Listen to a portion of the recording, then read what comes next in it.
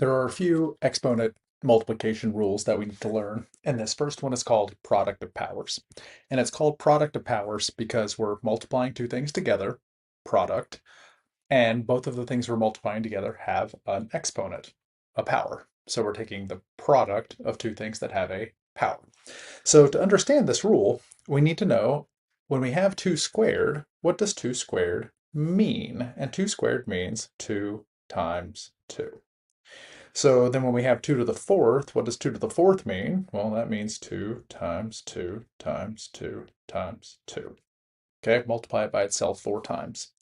So when we have 2 times 2 multiplied by 2 times 2 times 2 times 2 times 2, what would that be altogether? And of course, simply we're just counting the twos. We've got 1, 2, 3, 4, 5, 6 twos. So the solution is 2 to the 6th power. Okay, let's try it with something else. Let's say I had 4 to the 5th power times 4 to the 3rd power.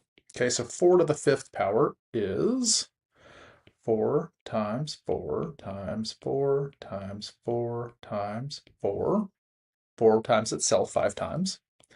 And then 4 to the 3rd power is 4 times itself 3 times, like so. And when I multiply those two things together, what do I get? Well, it's 1, 2, 3, 4, 5, 6, 7, 8. I'm multiplying 4 by itself 8 times, so 4 to the 8th power.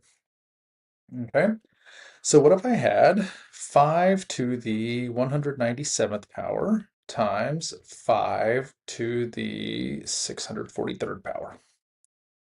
Okay, so 5 to the 197th power is 5 times 5 times 5 times 5 times 5 times 5 times 5 times 5 times 5. Of course, I'm not going to write 197 times. Surely there must be an easier way to do this, and hopefully by looking at the first two examples, you figured out what the pattern is. The exponents were 2 and 4, and my answer had an exponent of 6.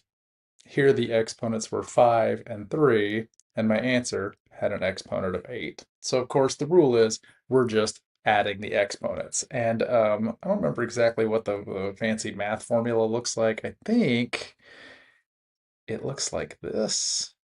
If I had to guess, if you were going to write down the fancy math formula, I think it looks like this. I'd have to look it up to tell for sure. Doesn't matter. The important thing that you need to know is add the exponents.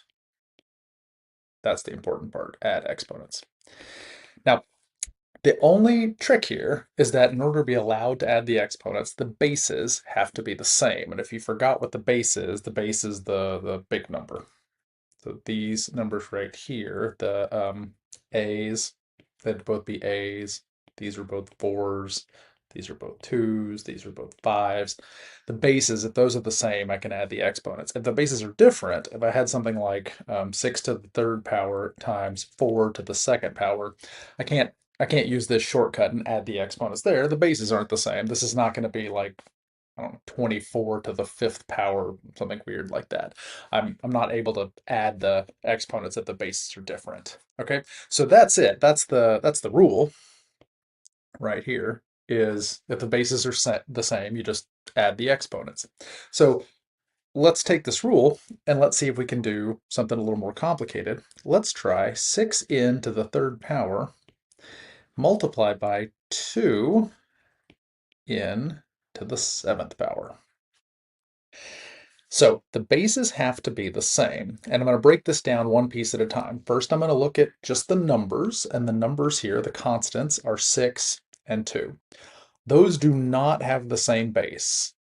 Okay, so I can't like add the exponents here. They both have an exponent of 1, 6 to the 1st and 2 to the 1st. That doesn't matter though. I can't add the exponents there because the bases are different. I have to just leave that as 6 times 2, whatever that turns out to be. Could be anything, 6 times 2, who knows. But the n's, on the other hand, into the 3rd and into the 7th, those do have the same base. So when I multiply into the 3rd times into the 7th, I can actually add those exponents together. And so my final answer here is going to be 6 times 2 is 12. And then into the 3rd times into the 7th I can just add the exponents and get n to the 10th power, and there's my answer. I multiplied the constants together, and then I added the exponents. It's that easy. So let's try one that's got multiple exponents in it. Let's try 3pt cubed times p cubed t to the fourth.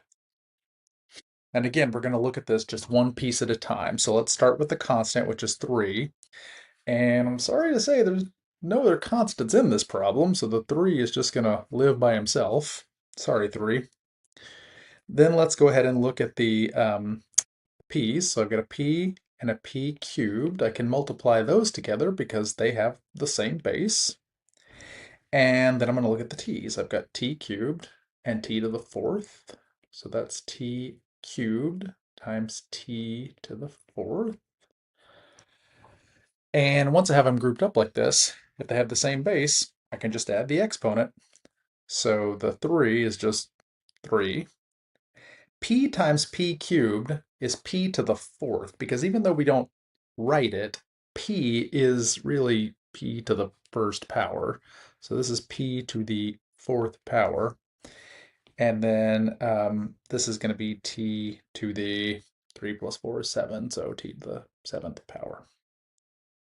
And this is the product of powers rule. It's pretty simple. If you have two bases that are the same, we can combine them into a single base by adding the exponents. And that's all there is to it.